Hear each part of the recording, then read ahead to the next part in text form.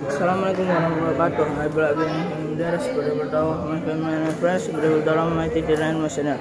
I will explain about cancer cells.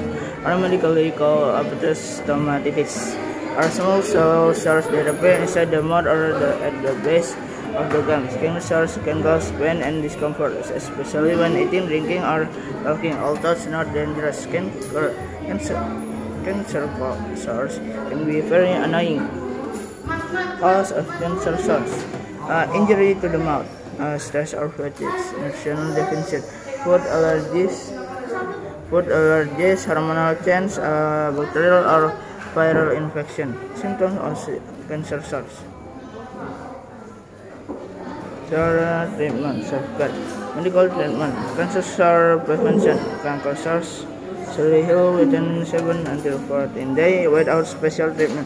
But if the cells do not heal within that time or recur frequently, you should consult a doctor.